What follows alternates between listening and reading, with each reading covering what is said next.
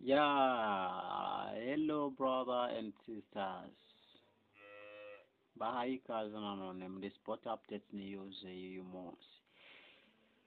Kuva FIFA Club World Cup yatangira, amakipe amwe n'amwe byaragoranye, andi birakunda, biroroha, birayorohera gutsinda, andi birayorohera gutsindwa, abantu bisa n'ibibazo gusa. Ikipe ya Al Ahly yanganyije n'ikipe ya Leo Messi ubusa ku busa, ibintu bitari byitezwe. Inter Miami ntabwo byari byiteze ko ari ikipe ishobora kuba yatakaza umukino. Ikipe ya Bayern Munich itsinda ibitego ya Auckland City ibitego 10 byose. Yarabi narumiwe koko. Ikipe ya PSG itsinda Atletico Madrid ibitego 4-0, ariko babonye rouge. Atletico Madrid yabonye rouge, birumvikana byo nabirenze. Palmas ingana na Porto ibitego 0-0. Hanyuma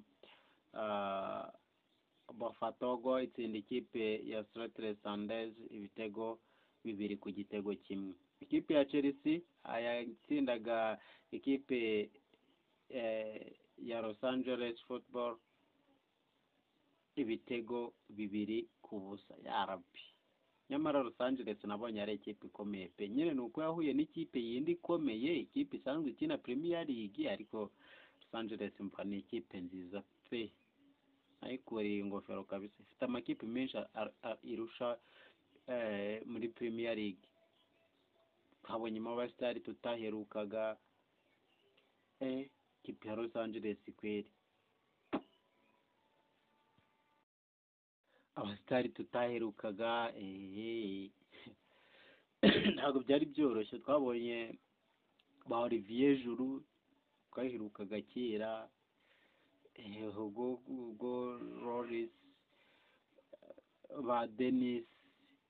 Hano twabonyemo abakinnyi tutaherukaga kabisa, ba Nathan, ba David Martinez, umwana w'umuhanga cyane, abantu meze nka Lamine Yamal. Bro, twabonyemo abakinnyi beza bameze neza, ni inyenyeri kabisa, ni inyenyeri. Ntabwo nari nzi ko muri Amerika hari ikipe imeze kuriya kweri.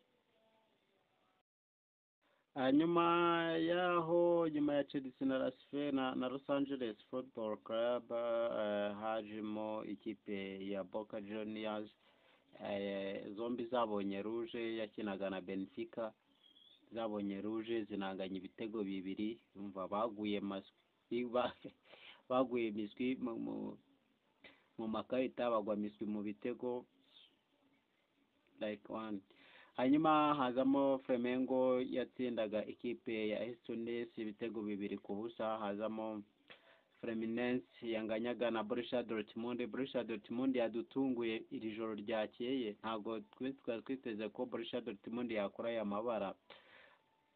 Hanyuma Leverkusen yatsindaga ikipe ya Urawa Reds ibitego 3-1.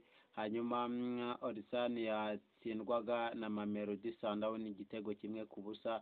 Hanyuma Montpellier itsinda 1-1 na Inter Milan. Inter Milan nayo yadutunguye, kabisa, ntabwo nayo yakoze amabara, ntabwo byari byitezwe. Hanyuma Man City na Wydad biri buze gucakirana uyu munsi ku saa 12, Real Madrid na Al saa 3 zuzuye.